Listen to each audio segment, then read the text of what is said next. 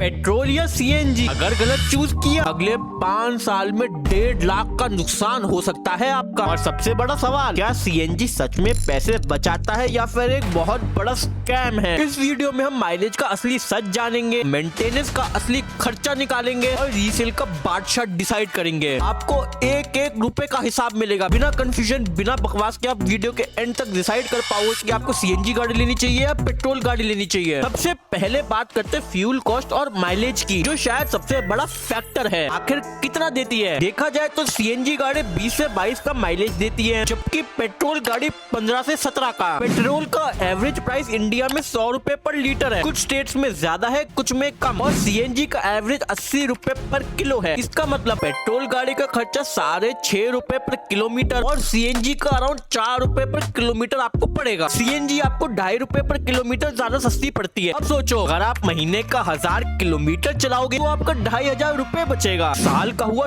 30,000 रुपए और 1500 किलोमीटर चलाओगे तो 3700 बचेगा। सुन के लगाना कि सीएनजी तो एकदम सस्ती और परफेक्ट चॉइस है, खर्चा आधा, कहानी खत्म। बिल्कुल नहीं बॉस, कहानी तो अभी शुरू हुई है। सीएनजी में कुछ छुपे हुए खर्चे हैं जो आपको अभी तक किसी ने नहीं बताया, वो मैं आपको आगे बताऊंगा। अब बात करते हैं छुपे हुए खर्चे और नेगेटिव की, जो शोरूम में आपको कोई नहीं बताता। पहला खर्चा है हमारा मेंटेनेंस और सर्विसिंग। सीएनजी गाड़ियों को थोड़ा एक्स्ट्रा ध्यान चाहिए होता है। सीएनजी फ्यूल हायर टेम्परेचर पे जलता है, जिसकी वजह से इंजन कंपोनेंट्स जैसे वेल्व्स या स्पार्क प्लग जल्दी खराब होते हैं। मतलब मेंटेनेंस का बिल पेट्रोल के मुकाबले ज्यादा आएगा। एक आम पेट्रोल गाड़ी का मेंटेनेंस खर्चा अगर 5000 है साल का, तो वहीं सीएनजी गाड़ी का 6 से 7,000 रुपए होगा। दूसरा नेगेटिव सीएनजी गाड़ी का यहाँ आप खुद ही देख सकते हो, डिक्की में सामान रखने की जगह एकदम खत्म। फैमिली ट्रिप पर अगर आप रेगुलरली जाते हो तो सामान रखने में बहुत दिक्कत आएगी आपको, और इस चीज का सोल्यूशन टाटा अपनी गाड़ियों में आपको देता है। एक बड़े सिलेंडर की जगह 2 छोटे सिलेंडर देता है, जिससे आपको भर भर के बूट स्पेस मिलेगा। लेकिन आज मोस्टली इंडिया में मारुति की ही सीएनजी गाड़ी सबसे ज्यादा बिकती है और उनमें एक ऐसा बड़ा सिलेंडर ही आता है। वो भी ये सेम चीज अपनी गाड़ियों में कर दे तो ये प्रॉब्लम पूरी तरीके से सॉल्व हो जाएगी। अगला नेगेटिव सीएनजी गाड़ियों का है परफॉर्मेंस। देखो, ये बात किसी से छुपी हुई नहीं है। जब आप गाड़ी सीएनजी में चलाते हो तो आपको पावर कम मिलती है। अगर आपको पिकअप और पावर पसंद है तो सीएनजी आपके लिए नहीं है। एग्जांपल के तौर पे ब्रेजा पेट्रोल में 103 बीएचपी देती है और सीएनजी में 88 बीएचपी पावर। नेक्सॉन 118 बीएचपी और 99 बीएचपी, डिजायर 82 बीएचपी और 69 बीएचपी, और टाटा पंच पेट्रोल में 88 बीएचपी और सीएनजी में सिर्फ 72 बीएचपी पावर निकालती है। इसका मतलब ओवरटेक करते हो या पहाड़ पे चढ़ते हो आपको दिक्कत आएगी ही आएगी। अब आ जाते हैं एक और नेगेटिव पे, जो है कन्वीनियंस। एक फुल टैंक में अराउंड 8 से 9 किलो सीएनजी आता है, और अगर हम 21-22 की माइलेज माने तो हर 200 किलोमीटर पे आपको सीएनजी दोबारा भरवानी पड़ेगी। आज भी सीएनजी स्टेशन पर ऐसी लंबी लंबी लाइन लगी रहती है, जिस सीएनजी को भरवाने में सिर्फ 5 मिनट लगते हैं। इस लंबी भीड़ के चक्कर में 20 से 30 मिनट तक लग जाते हैं। ये सब तो ठीक है, पर रीसेल तो सीएनजी गाड़ी की अच्छी होती है ना, तो यहाँ भी नॉर्मल पेट्रोल गाड़ी ज्यादा रीसेल देती है। एंड ये सिर्फ इसलिए है क्योंकि लोग सेकंड हैंड सीएनजी गाड़ी खरीदने से डरते हैं। भले ही आपने सीएनजी गाड़ी लेके पेट्रोल में कुछ पैसे बचाए हों, लेकिन सीएनजी गाड़ी बेचते हुए आपको पेट्रोल गाड़ी से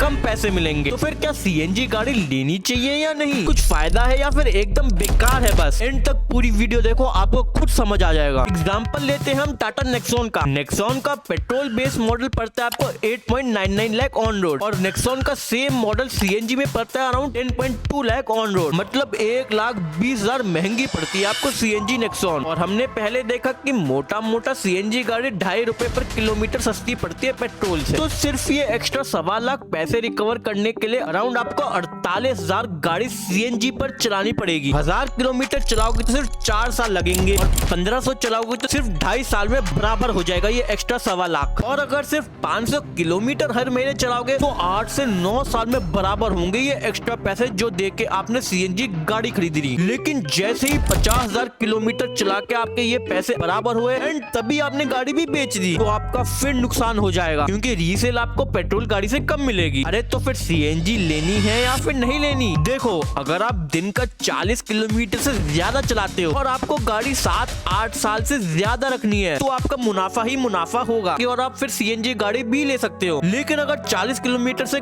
कम है रनिंग आपका तो इतना ज्यादा फायदा आपको नहीं होने वाला। और अगर आपको जानना है कि क्रेटा सेल्टोस में ज्यादा अच्छी गाड़ी कौन सी है तो इस वीडियो पे क्लिक करके आप देख सकते हो।